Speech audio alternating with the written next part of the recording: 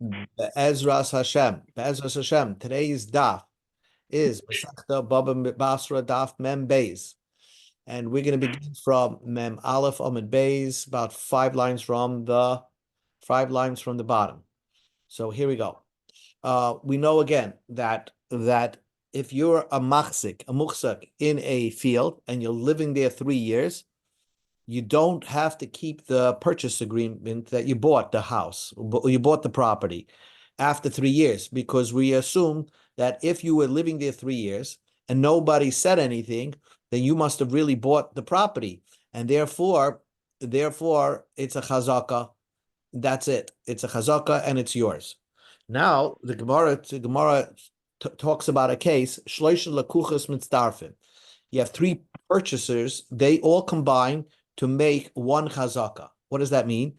You have Reuven, who's the original owner of the field.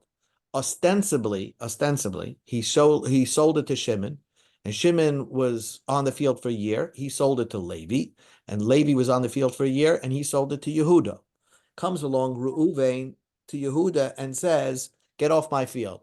It was mine. Everybody knows it was mine." So Yehuda says, "I bought it from Levi. Who bought it from Shimon? Who bought it from you?" Reuven says, "I never sold it to Shimon." So if you never sold it to Shimon, then where were you all these years? So Reuven says, "Well, nobody was here straight 3 years. It was a different buyer each of the 3 years. So nobody had a chazaka. So do you have a chazaka over here?" And since Shimon doesn't hold on to his purchase agreement that he bought it from Reuven, so now if Reuven comes to Yehuda, can Reuven force Yehuda off his field? Because really Yehuda was only on this field for 1 year. He wants to combine that he was there for 3 years because Shimon was there for 1 year and Levi was there for another year. So the answer is mitzdarfin. They do combine, and there is a chazaka over here, and Yehuda could stay on the field even if Shimon cannot produce the purchase document that he bought the property from Reuven before he sold it to Levi. Amar Rav said, "V'chulam b'shtar." What that means is that each of the sale happened to have it was a shtar. It wasn't like verbal agreement in the mikveh that one sold the property to Reuven, sold it to Shimon, Shimon sold it to Levi, Levi sold it to Yehuda. It was each one was a written document. And if there's a written document, it must have been that Reuven was aware that his property was sold, is being sold and resold. So, and the fact that he didn't say anything until now, he loses his right to file a complaint has expired. So that's what Rav said.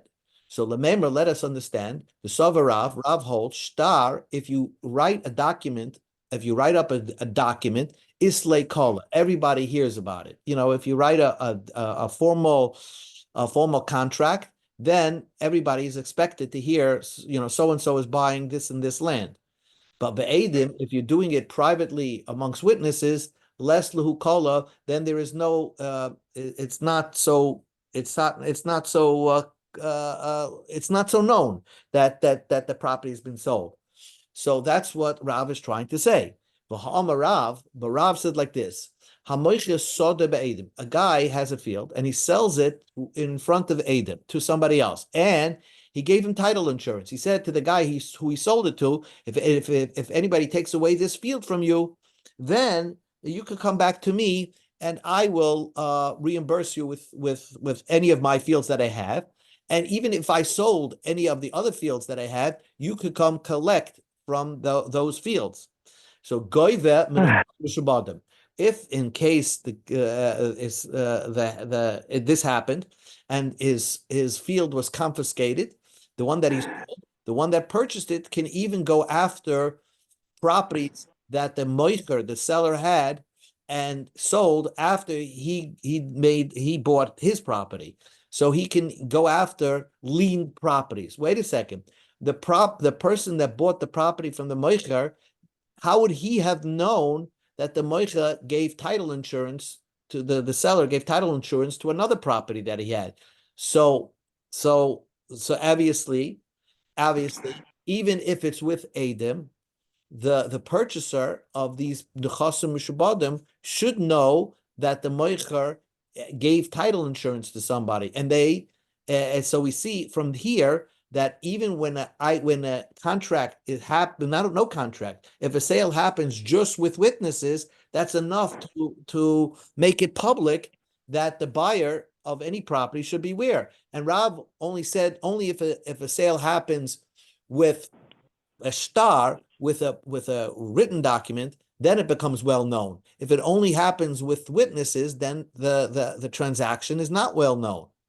And says Gemara Hossam over there, lekuchos. We go to the top of Bimbeis. Lekuchos inu afside anafshe. In other words, when a person buys a property from somebody, it's buyer beware. He has to really investigate whether this guy he's buying the property from offered title insurance to another property he sold. So therefore, because they're investigating, they will find out. So even if the guy made a sale via Adim, the person buying a property from him should investigate to see if he did any sale, whether by contract or even with witnesses. Over here, we're talking about somebody being machzik. He didn't know, he's not buying anything. He's just seeing that 1 year Shimon is on his field, the next year Levi is on his field, and the third year Yehuda is on his field.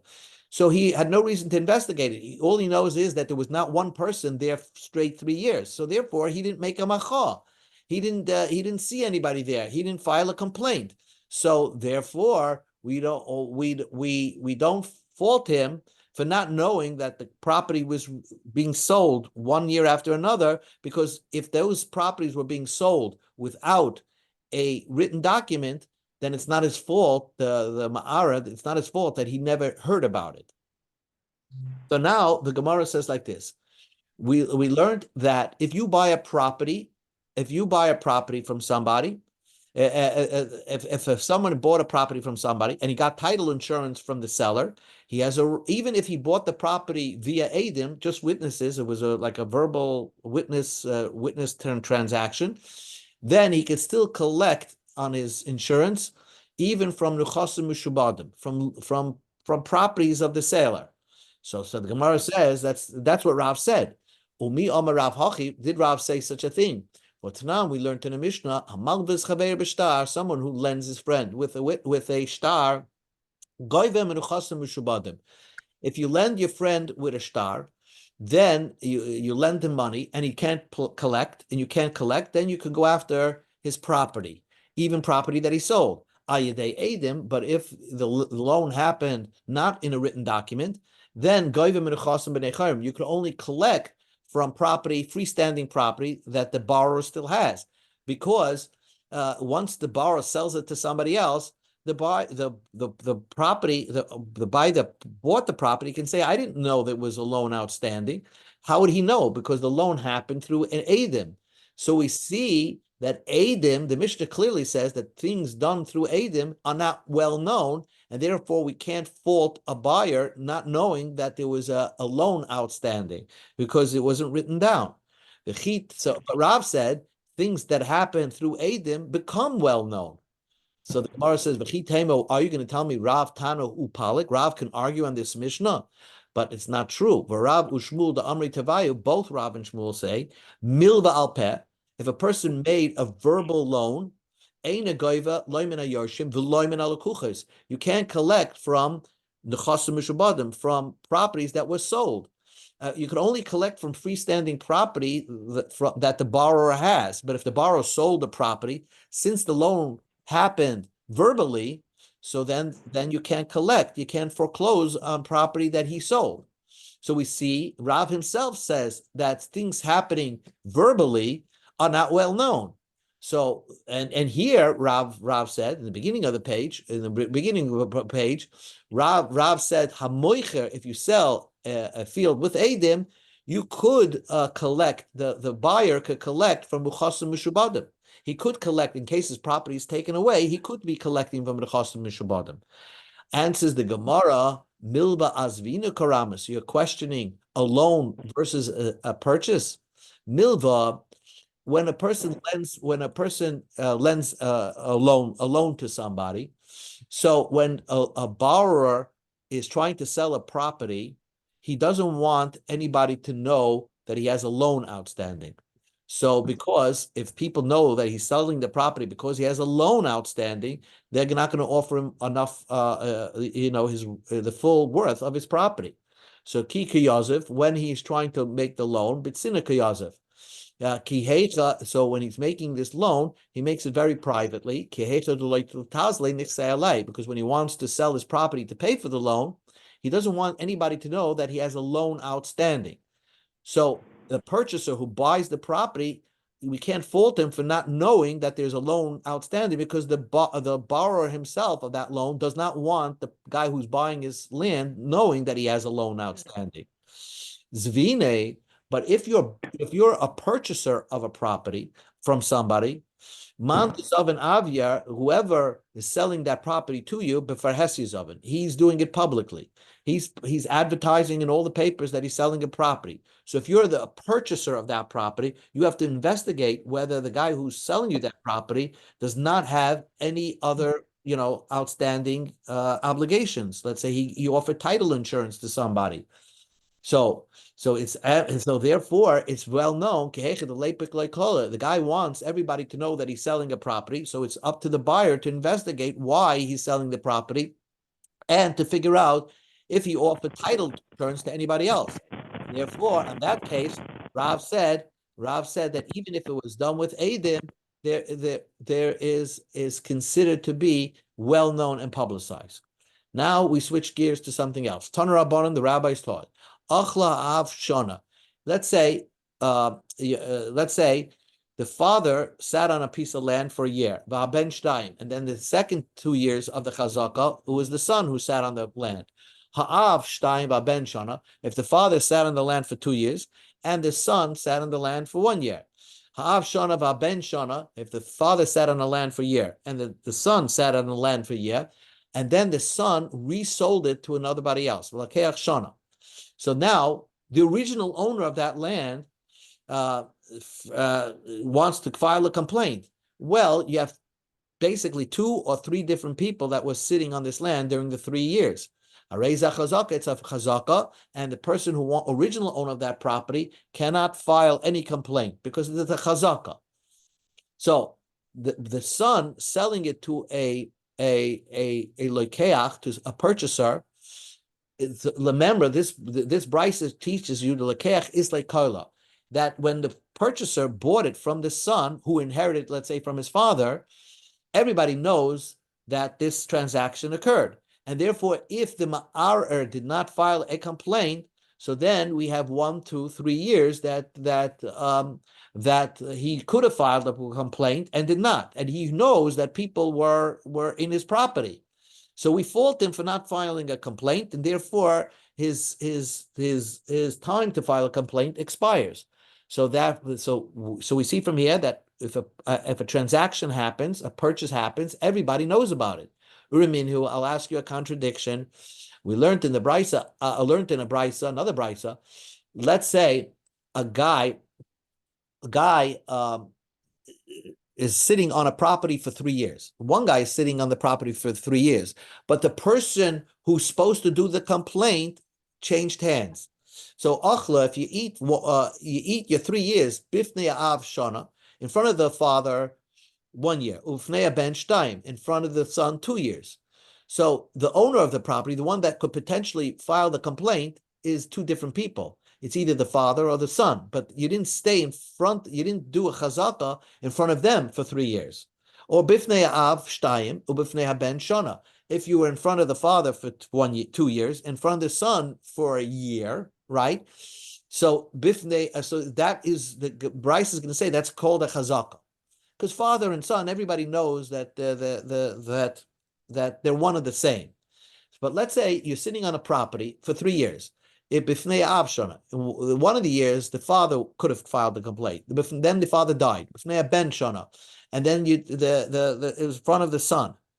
And what the son did was he sold it to another guy.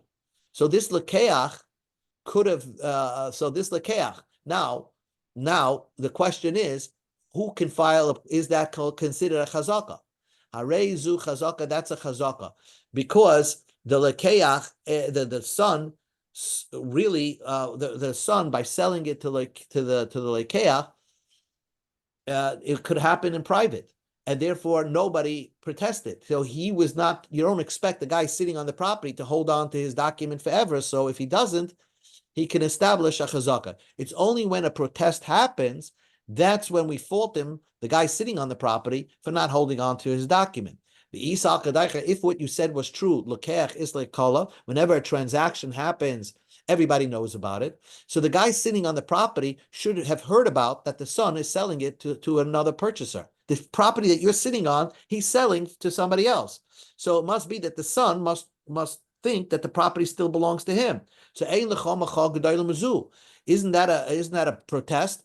So why can this person sitting on the property establish a chazaka when the son, by selling it to somebody else, is showing that he's the real owner of the property? And you basically said whenever a transaction happens, everybody hears about it. Papa said no. That's talking about where the son sold all his inheritance to one lekeach. He didn't sell this particular property. So therefore, the one that's sitting on the property, it's possible he didn't hear about the transaction. He heard some transaction of a son selling all his inheritance to somebody else, but he didn't hear specifically about the property that he's sitting on as being sold by some original owner, to know that he should hold on to his purchase document. So if he doesn't hold on to this purchase document, he establishes a chazaka. The previous brisa is talking about when everybody knows about it, is because that's talking about everybody knows that there was a document out on this particular property. So therefore, if that's the case, that's where we say a transaction is publicized. Let's go on to the next Mishnah. A Mishnah talks about like this: Ha'omnen. Let's say you give a suit to a tailor, so he can't establish a chazaka. Oh, it's now my suit, unless he proves a purchase document. He has to hold on to his purchase document forever. This is what the theme of this Mishnah is. Till now, we said that if you buy something, you buy a piece of property, you should hold on to the purchase document for 3 years, and then afterwards, it's yours. The following people, we demand that they hold on to their purchase document forever. And therefore, there's no such a thing that they establish that it belongs to them, because they had a right originally to be on that land or whatever they're doing. For example, a guy a tailor who got a suit to fix, can't say, "Oh, the suit is mine after I bought it." If he bought it, he has to prove it. And as long as he doesn't prove it, we can assume that somebody just dropped off the suit for him to fix. Let's say partners in a property. So partners in a property, and one partner claims that I bought the other side from the other half of the property that belonged to my partner. I bought out my partner. He has to hold on to the purchase document forever. Somebody who works for somebody in a field, right? If you're an employee for somebody in a field and you claim that you've been there for 3 years, and they ask you, and then you say, "Oh, I bought it," we won't believe you until you bring the purchase document. Because I could always say that the reason why you're in this field is not to establish a chazaka, you just work for the guy. Vapitropin, if you're a caretaker for a property, you have a power of attorney on a property. So again, if you claim that you bought the property, you have to hold on to a purchase document forever, because I could always say that the reason why you're on the property because you're the caretaker of the property. It doesn't mean that it's yours. Ein lehem chazaka. These people cannot establish a chazaka. Loy leish chazaka b'nichse ishtoi, v'loy leisha chazaka b'nichse bala. A man cannot say to the nichse melug of his wife, where the deed belongs to him. Let's say it's a rental property. He can't say, "Oh, I bought it from my wife." If you bought it from your wife, show me that your wife sold it to you. And a woman cannot say that she owns a property that originally belonged to her husband, unless she can prove she bought it from him. Because men and women, the husband and wife, tend to be on each other's property. So it doesn't mean it's theirs. Not a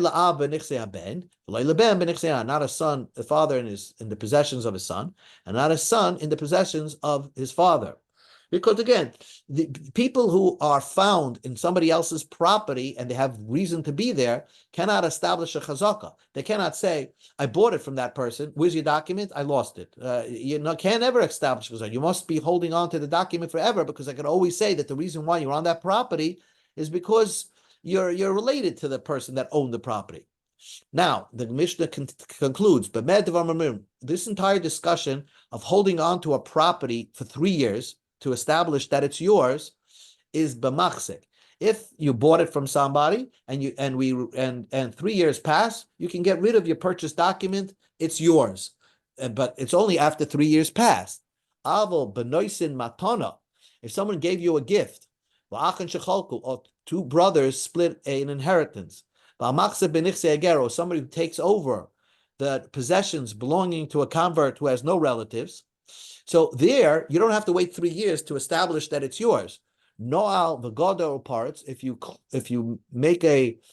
close the door, you change the locks on the property, or godar, you put up a wall, uparat, or you made a certain opening in the wall, kolshu, even a little bit.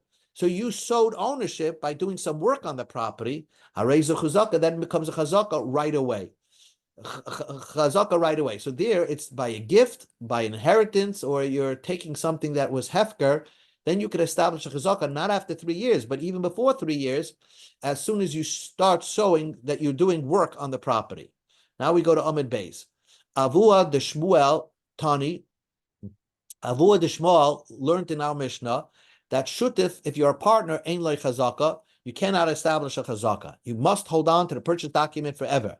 The koshkein uman, and certainly a uman, a worker, because I would think a shutaf makes sense that he buys out his partner, since he owns half the partnership already. So it would make sense. So why would we require him to hold the purchase document forever? So if the father of Shmuel said, and Levi said, that our Mishnah says shutaf does not have a chazaka, and certainly a worker, if you're just an employee, you never have a chazaka. Shmuel Tani, Shmuel's learned in our Mishnah, umen ein le chazaka. If you're a worker, an employee, you can never establish a chazaka.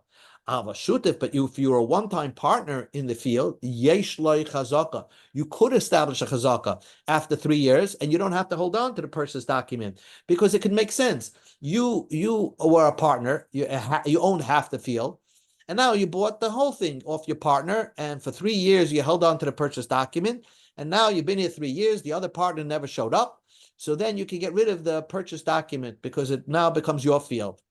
So Shutif, according to Shmuel, has a chazaka. It's possible to make a chazaka after 3 years. But Azdol Shmuel Shmuel aligns himself with his reasoning. The Amar Shmuel says, Hashutafin machzikin zezeh umezidin zezeh b'nasashar misachal zezeh. Here Shmuel says a clear out statement. Shmuel said it straight. If you're a partner, each one could have a chazaka against each other. If they were on the property for 3 years and the other partner never showed up, and then they asked him what happened. Why are you taking over the field? And he said he bought it. Where's your purchase agreement? I lost it. We will believe him, because it's the way of partners to buy each other out when the time comes.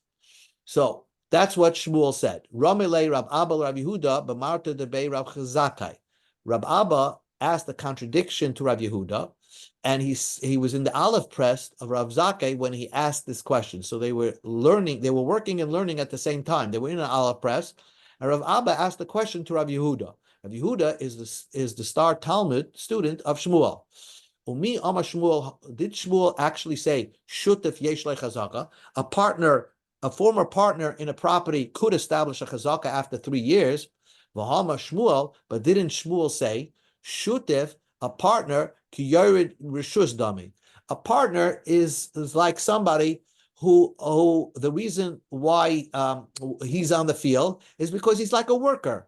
Just like you give permission to a worker to work your field, so the partner has a right to walk around the whole field. So that's what Shmuel said. Shmuel seemed to say that a partner is like a worker. So didn't Shmuel say lav lememra? Didn't Shmuel mean to say the shutaf ein loy chazaka?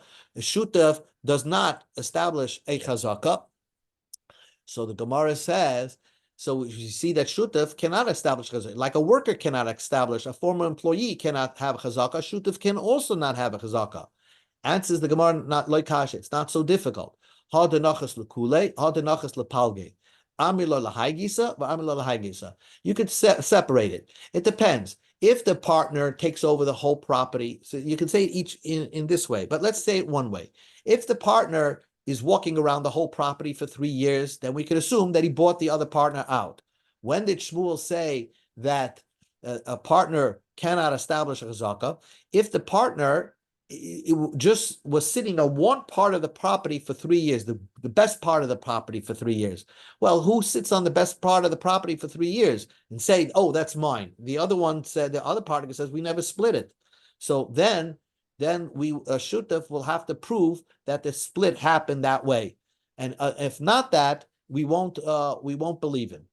But normally a shutaf, if a partner walks around the entire property, would walk around the entire property, it would be considered to be as if he did that for 3 years, as if he could establish a chazaka like anybody who buys a property. And we'll stop one more line. Ravina says, both cases of Shmuel, where Shmuel says a shutaf could establish a chazaka, and one case says Shmuel a shutaf cannot establish a chazaka, is both talking about where their partner is walking around the entire field for 3 years. Like Kash, it's not difficult. If it was a big field that could each of the partners could have had a piece of that field, it was big enough to split it. It was bigger than 8 amas. So each one could have had 4 amas. So why is one partner walking around the whole field? It must be he bought his partner out. And harder less like chazaka, but din chaluka. But let's say it was such a small property that could have never been split. So I could always say that the reason why one partner is walking around that field, it's because there's no room for 2 people. So maybe this partner agreed to stick around the field for 3 or 4 years and then have the other partner take over. In that case, a shutuf will never be able to establish a chazaka. Okay, Be'ez Hashem, we will continue tomorrow. Okay.